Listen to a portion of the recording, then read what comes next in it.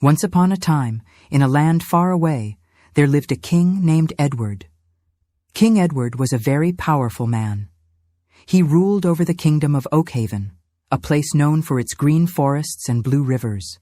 King Edward was not just powerful, he was also incredibly rich. He lived in a palace made of white stone that shone like a diamond in the sun. Inside the palace, everything was beautiful. The curtains were made of the finest red silk. The floors were covered with soft, expensive carpets from distant lands. When King Edward ate dinner, he used plates made of solid gold and drank from cups made of pure silver. He had hundreds of servants. If he wanted water, 3 servants would run to bring it. If he wanted music, the best musicians in the country would play for him immediately. He had a stable full of strong horses and a garden full of the rarest flowers.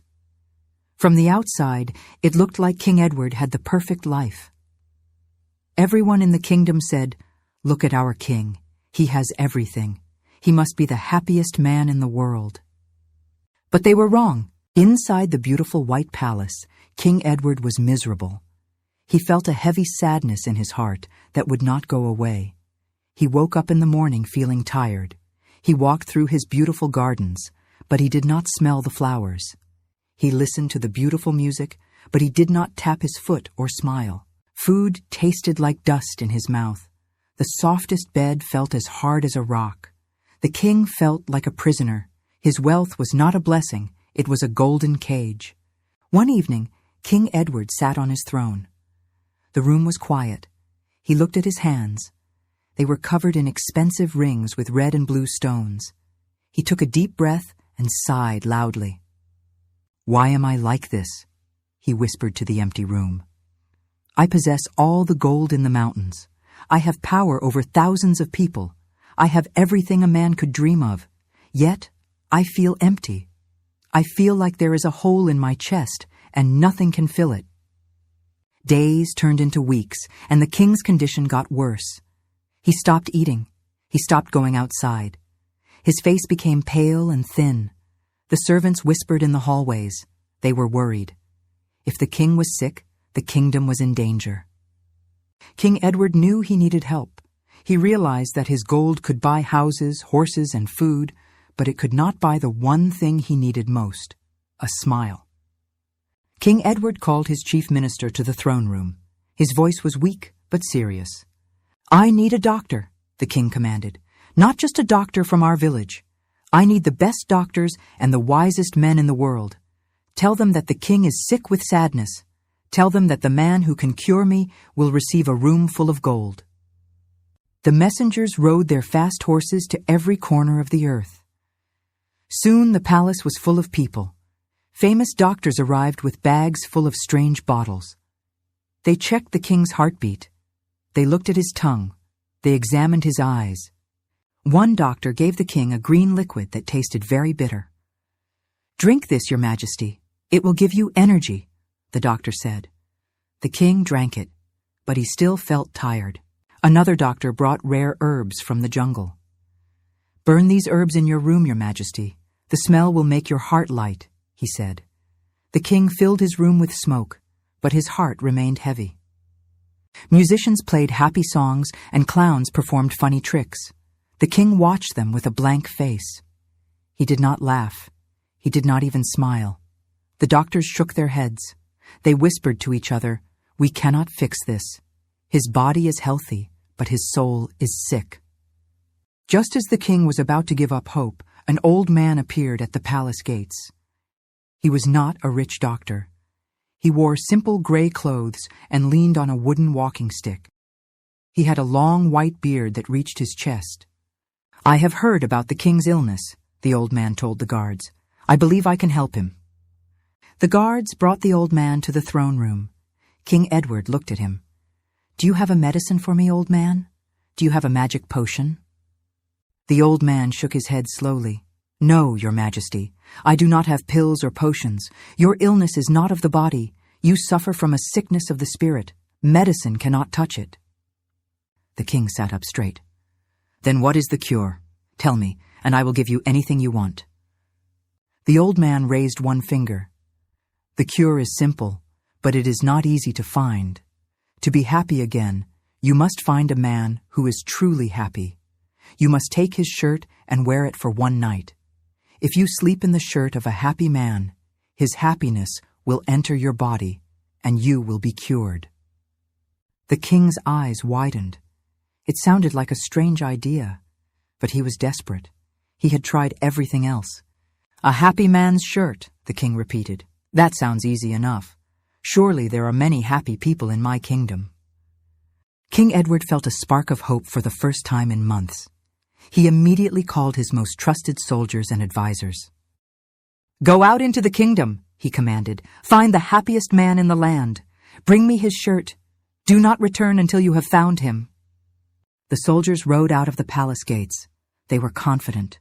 They thought this would be an easy task. Everyone wants to be rich and powerful, they thought. So the rich and powerful people must be the happy ones.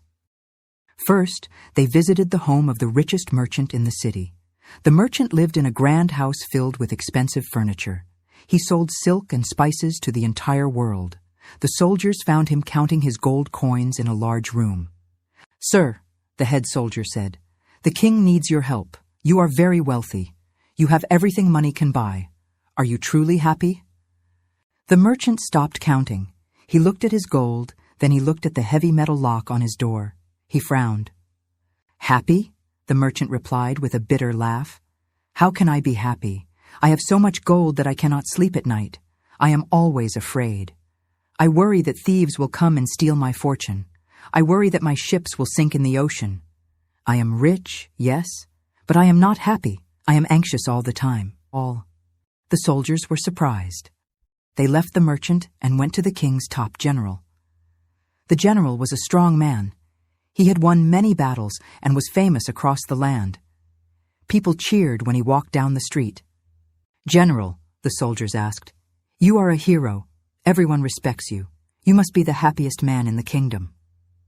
The general sighed deeply. He looked tired. "I am powerful, it is true," he said, "but I have many enemies. Every day I worry that someone will try to hurt me or my family. I have to look over my shoulder everywhere I go. I have power, but I have no peace. I am not happy." The king's men traveled for weeks. They visited the most famous artists, the most beautiful women, and the most successful politicians. They asked everyone the same question. "Are you truly happy?" And everyone gave the same answer, no. One man was rich but sick. Another was healthy but owed money to the bank. Another had a loving family but hated his job. It seemed that everyone had a but. There was always something missing. There was always a worry. The advisors returned to the palace with their heads down. They were ashamed. They went to King Edward's room. "Your Majesty," they said quietly, "we have searched the cities and the towns. We have spoken to the rich and the strong. We cannot find a single man who is truly happy." King Edward was frustrated. He stood up from his chair. "Is it impossible?" he cried. "Is there no happiness in my entire kingdom? If I cannot find a happy man, I will never be cured." King Edward refused to give up. He was angry that his advisors had failed, but he was also determined. "If you cannot find a happy man," the king announced, "then I will find him myself." The next morning, the king ordered his horse to be saddled. He did not wear his heavy gold crown. He did not wear his fancy royal robes. Instead, he put on simple hunting clothes so he could move easily. He rode out of the palace gates and left the noisy city behind. He rode for hours. He traveled past the big houses of the rich people and the busy markets of the town.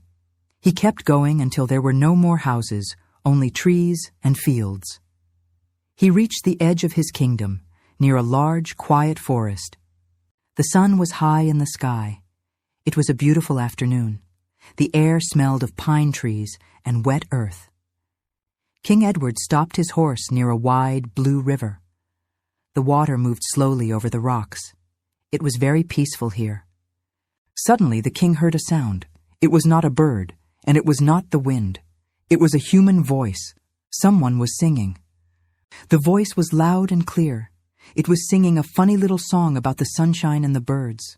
The voice did not sound tired or worried. It sounded full of pure joy. King Edward got off his horse.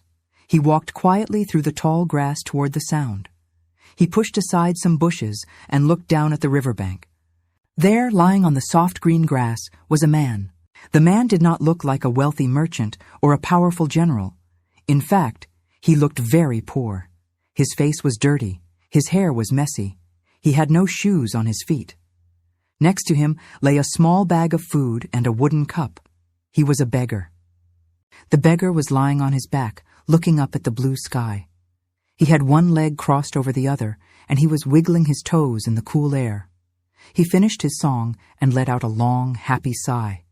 Then he started to whistle a cheerful tune. King Edward watched from behind the bushes. He was confused. This man had nothing.